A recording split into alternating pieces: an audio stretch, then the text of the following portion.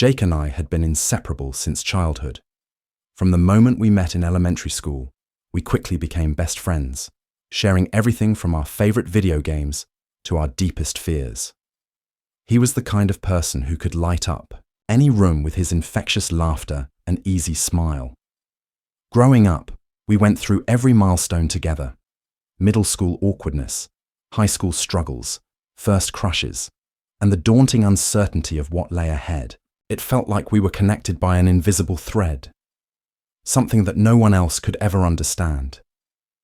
Jake was not just a friend, he was like a brother to me. We confided in each other about things no one else knew. I knew his insecurities, his dreams, and even his darkest thoughts. He had a way of making you feel like you mattered, like you were the only person in the world who could truly see him. And I trusted him with my life because he never once gave me a reason not to. We promised to always be there for each other, no matter what. But life has a way of twisting those promises into something fragile. I never imagined that one day I would get a call that shattered my entire world. The night it happened is etched into my memory with terrifying clarity. I was at home, scrolling through my phone, when the ringing came. It was Jake's mother on the line, her voice trembling and barely audible through the static. "It's Jake. There's been an accident." At first, I thought she was joking, or maybe it was a misunderstanding. But the panic in her voice told me otherwise. I rushed to her house, my heart pounding so hard it felt like it would burst through my chest. When I arrived, I saw the flashing lights of the ambulance, the worried faces of neighbors, and the police officers keeping everyone back. The cold, numb reality began to sink in. Jake was gone. The official report said it was a car accident, a simple, tragic mistake.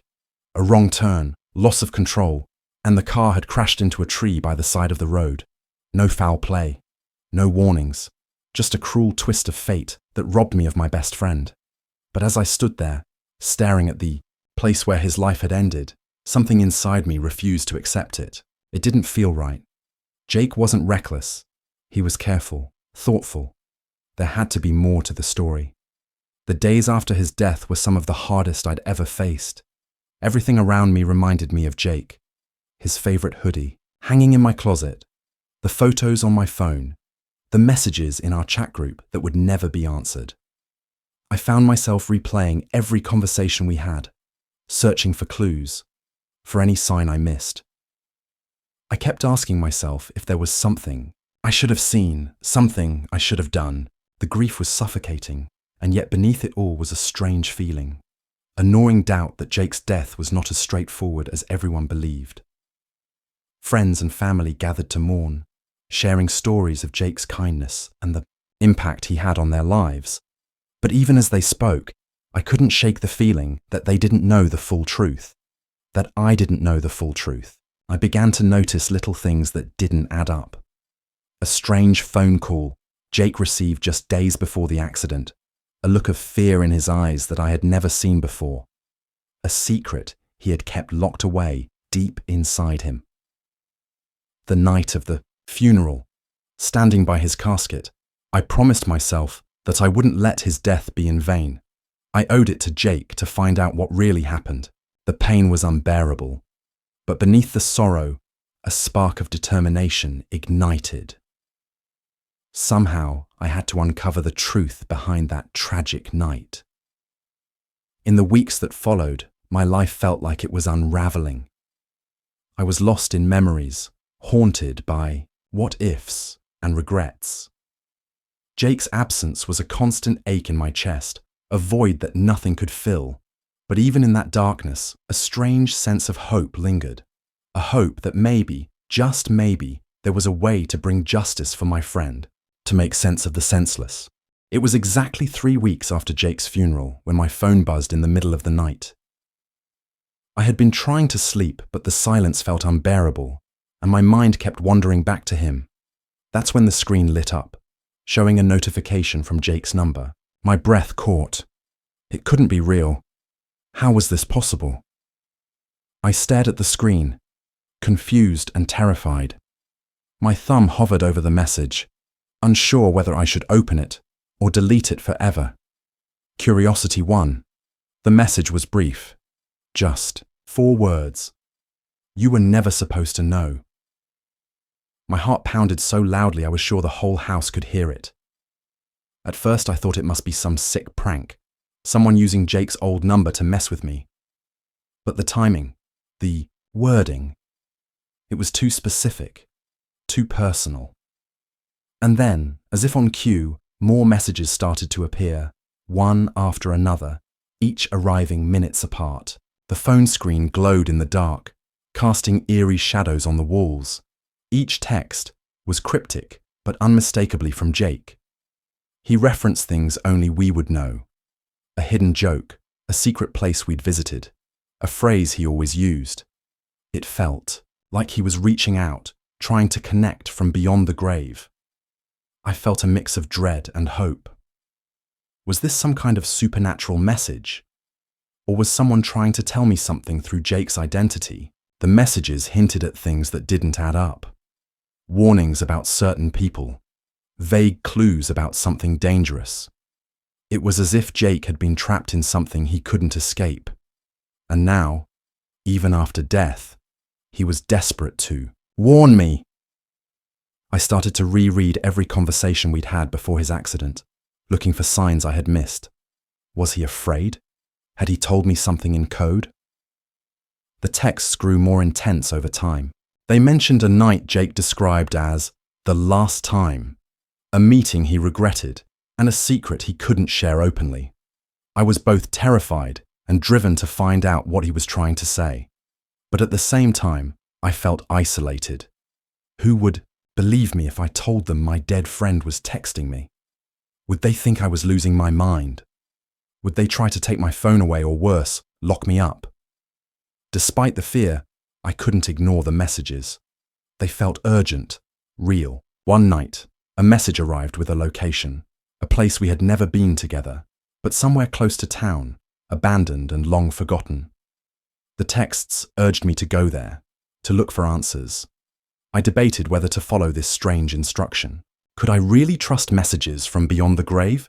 What if it was a trap? I felt like I was living in a nightmare.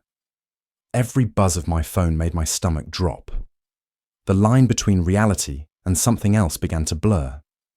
Friends noticed my exhaustion and distracted behavior. I couldn't tell them about the texts. I was afraid of sounding crazy or losing the few people I had left. The loneliness was crushing. Then, other strange things started happening. Calls with no one on the other end, flickering lights in my room, shadows moving just beyond my vision. The texts were only the beginning, as if Jake's presence was lingering, trying to guide me through a dark maze I didn't understand. The messages weren't just words on a screen. They were a lifeline, a warning, a puzzle. I began to document every message, trying to piece together what Jake was revealing. Some texts included odd phrases or numbers that didn't make sense at first. I spent hours researching, trying to decode what they meant. Sometimes I felt like I was close to something huge, a secret Jake had uncovered before he died. Other times, the messages seemed to taunt me, leaving me more confused and scared. As the days passed, the messages became more urgent, more desperate. Jake warned me to be careful, to watch my back. He mentioned a name, someone who might have wanted to silence him. The idea that someone could be watching me, someone who was involved in Jake's death, sent chills down my spine. I started noticing unfamiliar faces around town, shadows that lingered too long.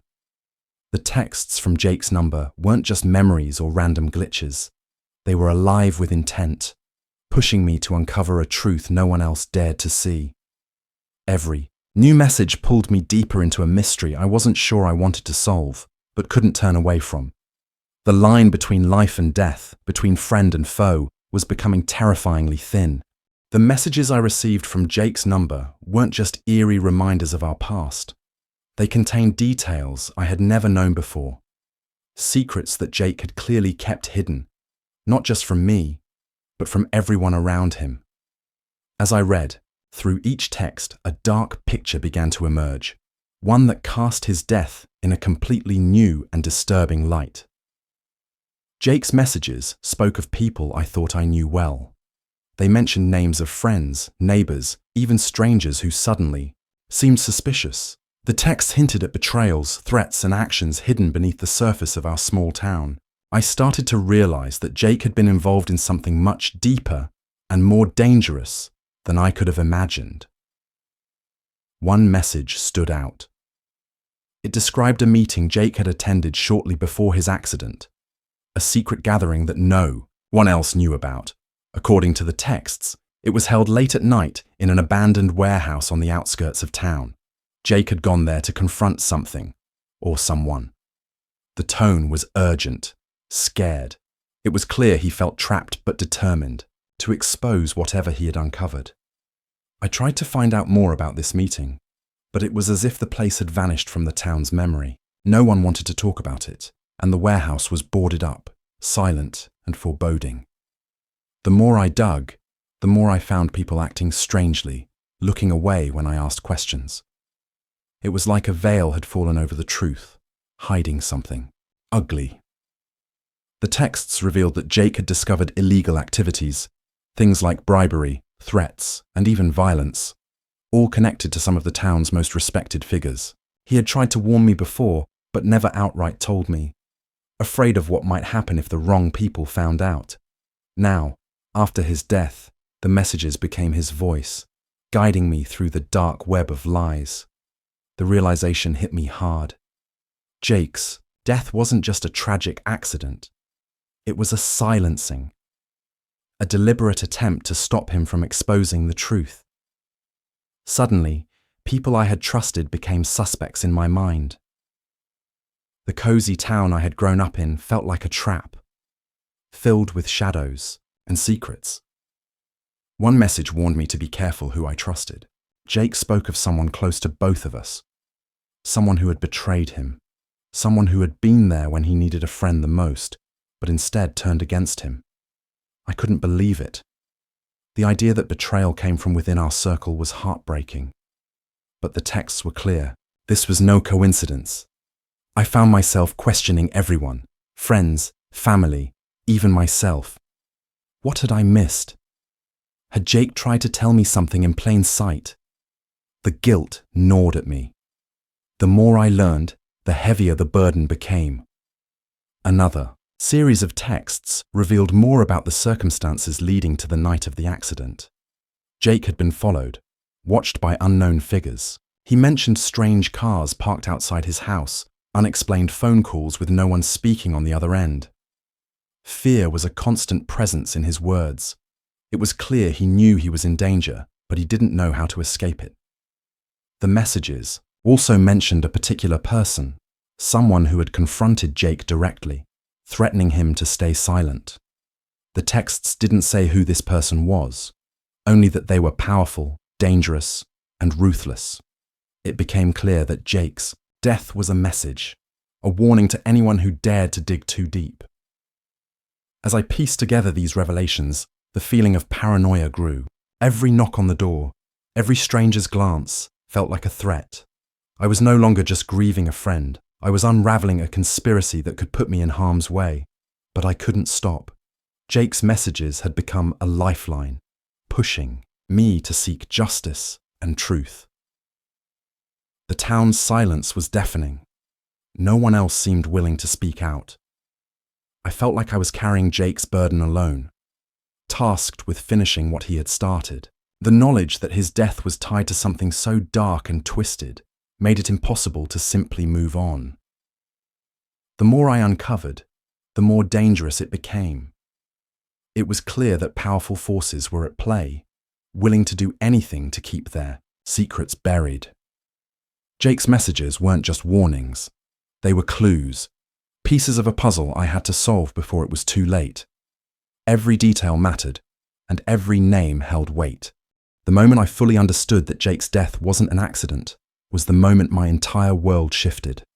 All the pieces I had gathered from the texts, the strange occurrences, the people acting strangely, they finally came together in a terrifying clarity.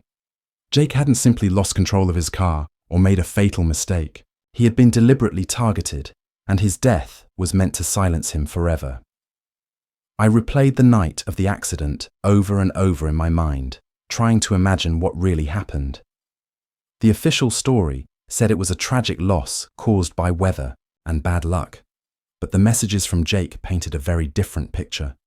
He was being followed, watched, hunted by someone who didn't want the truth to come out. He was scared, desperate to warn me, but trapped in a situation he couldn't escape. The thought that someone close to us, or someone powerful in the town, wanted Jake dead was almost impossible to grasp. I had always believed in the good people around me, but now I realized there were shadows lurking beneath the surface, hiding secrets that people would kill to protect.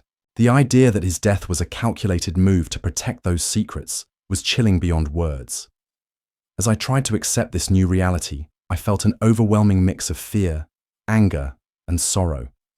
Fear because I didn't know who was behind it, or if I might be next. Anger because my friend had been betrayed and taken from me in the cruelest way.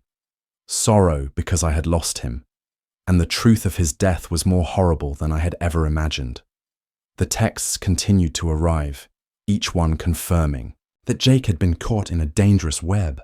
He mentioned cryptic warnings about forces that wouldn't stop and people who could hide behind masks. It was clear these were no ordinary criminals. This was something bigger, something institutional. The feeling of being hunted wasn't paranoia. It was real. I started looking back at every interaction Jake had before his death, trying to find clues about who might be involved. Some people suddenly seemed suspicious, those who had been unusually quiet since the accident, or who had avoided answering questions. Others tried to steer me away, warning me to stop digging, to forget what I thought I knew. But I couldn't. If I stopped now, I would be letting Jake down, letting those responsible get away with murder. I also noticed subtle threats in some of the messages, warnings disguised as friendly advice, hints that I was being watched too. The chilling realization hit me that the same people who killed Jake might be monitoring my every move. I became hyper-aware of my surroundings, noticing unfamiliar cars parked near my house, strange faces in crowds, and whispers that stopped when I entered the room. The more I uncovered, the more isolated I felt.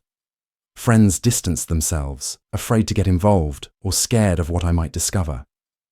The town, once familiar and safe, became a place filled with shadows and suspicion. But despite the growing danger, I felt a fierce determination rising inside me. I owed it to Jake to find out the truth no matter what. I began documenting everything: the texts, the strange encounters, the people who acted suspiciously. I tried to connect the dots, to make sense of the tangled web of lies and betrayal. Each piece of information brought me closer to the truth, but also deeper into the darkness surrounding Jake's death. I knew that if I was going to expose what really happened, I had to be smart, careful, and patient. The people behind this didn't want the truth to come out, and they would stop at nothing to protect their secrets. I had to prepare for the worst while holding on to the hope that justice could be served. The knowledge that Jake's death was deliberate changed everything. It wasn't just a tragic accident anymore. It was a warning, a message, and a challenge. Someone had wanted him silenced, but they hadn't counted on me. I was determined to carry his fight forward, to uncover the dark secrets that had cost him his life, and to bring the truth into the light. The texts from Jake's number didn't just reveal dark secrets. They laid out a path, a trail of breadcrumbs leading deeper into a conspiracy that reached far beyond what I had imagined. Following those clues became an obsession. Every message was a piece of a puzzle that, when put together, uncovered a hidden world of corruption and danger lurking beneath the surface of our quiet town. One clue led me to an old ledger Jake had secretly kept. Hidden away in his room, it was filled with names, dates, and cryptic notes. At first glance, it looked like random scribbles, but as I cross-referenced it with the messages, patterns began to emerge. These weren't just idle jottings. They were evidence, proof of bribes, payoffs, and threats exchanged between powerful people who wanted to keep their operations hidden. The more I dug, the more I realized this conspiracy wasn't just about money or influence. It involved people from the highest ranks, the local government, law enforcement, even business leaders who had long been untouchable. Jake had stumbled onto something that threatened their control, and the lengths they went to keep it quiet were terrifying. Following Jake's clues took me to abandoned buildings, secret meetings, and encrypted emails he had saved on his computer. Each discovery painted a darker picture: illegal deals disguised as legitimate contracts, intimidation tactics against anyone who questioned authority, and a shadow network of people who would go to extreme lengths to protect their interests. One message led me to a name repeatedly mentioned in Jake's notes. A man with a reputation for ruthless tactics and a past full of unanswered questions. Jake had confronted him, trying to expose his role in the conspiracy. That confrontation, it seemed, had been the turning point. From that moment on, Jake had been in danger. The clues also revealed a pattern of other suspicious incidents, accidents, disappearances, and threats that had been quietly swept under the rug. Jake had connected the dots, realizing he wasn't the first to get too close to the truth. The chilling reality was that this web of corruption had claimed more victims than I had ever known. As I followed Jake's trail, I found myself entering a world that most people ignored or refused to see. Every step brought new dangers.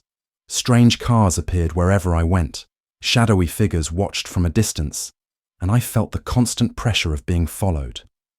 It was clear that the people behind this conspiracy were aware I was digging into their secrets. The clues also forced me to reconsider who I could trust. Some friends suddenly acted like strangers, avoiding my questions or dismissing my concerns. Others warned me to stop, hinting that I was putting myself in serious danger. But I had no choice. The truth had become a mission, a way to honor Jake's memory and bring justice to a town that had been living a lie. I documented everything, creating a map of the conspiracy with every name, date, and event linked together. The more I uncovered, the more urgent it felt to share what I had found. But I knew that going public could mean risking everything: my safety, my relationships, even my life. The choice between silence and speaking out was one I wrestled with every day. Following Jake's clues wasn't just about uncovering the past. It was about preventing more harm in the future. The conspiracy's reach was still alive and growing, and if it wasn't stopped, more lives could be destroyed. Jake's messages had become a beacon in the darkness, guiding me to a truth that some wanted buried forever. The trail led me to secret meetings where decisions were made behind closed doors, where loyalty was bought and sold, and where justice was manipulated to serve the powerful. It was a world of shadows, where no one was safe and betrayal was common. But armed with Jake's clues, I felt a growing strength, a determination to expose what had been hidden for so long. With every step, I could feel the stakes rising. The conspiracy was vast, and the forces against me were strong. But the memory of Jake's last messages pushed me forward. This was bigger than fear, bigger than grief. It was about truth, justice, and the hope that one day the darkness could be lifted from our town. The final texts from Jake's number took on a different tone: urgent, pleading, almost desperate. They were more than just cryptic warnings or clues. They felt like a direct call for help, a message meant to prepare me for what was coming. I realized that Jake's fight wasn't over with his death. Somehow, through those messages, he was reaching out, trying to protect me from the danger that was closing in. The last few messages mentioned a place, a location hidden away, known only to Jake and a select few. It was where he had kept evidence, the key to exposing the conspiracy once and for all. The texts urged me to find it before the people behind his death could destroy everything. This place was a secret vault of sorts, filled with documents, recordings, and proof that would bring the truth to light. Finding this place became my obsession. I followed the clues Jake left, piecing together coordinates and hints embedded in his texts. It felt like a race against time, as if someone else was already moving to erase the evidence. The thought that I might be walking into a trap was terrifying, But the need to honor Jake's last wishes pushed me forward. The journey to uncover this hidden evidence wasn't easy. It meant sneaking into abandoned buildings, decoding passwords, and evading surveillance. Each step was fraught with danger, and the feeling of being watched was constant. I knew that the people who had killed Jake wouldn't hesitate to come after me too if I got too close. Along the way, the messages became more fragmented, as if Jake's connection to the world was fading. Some texts were incomplete, others just single words or symbols that I had to interpret. It was as if he was fading away. But before he disappeared completely, he wanted to make sure I had everything I needed. When I finally reached the hidden place, my heart was pounding. Inside, I found boxes of files, USB drives, and old recordings that detailed every corrupt deal, every threat, and every violent act linked to the conspiracy. The evidence was overwhelming, enough to bring down powerful people and change the course of our town forever, but the danger didn't end there. As I collected the evidence, I realized I was not alone. Footsteps echoed in the distance, and shadows moved just beyond the edge of the light. The very people Jake had warned me about were closing in, desperate to stop me from exposing the truth. The air was thick with tension, and I knew I had to act fast. Carrying the evidence was like carrying a ticking time bomb. Every moment counted, and every decision could mean the difference between justice and silence. The responsibility weighed heavily on me, but I felt a strange sense of strength, like Jake's spirit was guiding me, giving me the courage to face whatever came next. The final texts had prepared me for this moment, but nothing could have truly prepared me for the reality of confronting the forces behind Jake's death. They were ruthless, well-connected, and willing to do anything to protect their secrets. But I was determined. I couldn't let Jake's sacrifice be in vain. As I moved forward, I had to be cautious. Trust was a luxury I could no longer afford. Every conversation, every meeting had to be carefully calculated. I reached out to a few people I could still count on, those who had shown signs of integrity and courage. Together, we planned the next steps, knowing that the battle ahead would be long and dangerous. The last texts from Jake had been more than just messages. They were a legacy. They were a final gift, a lifeline thrown from beyond the grave to help me carry on the fight. And even though he was gone, his voice continued to guide me, reminding me that some truths are worth risking everything for.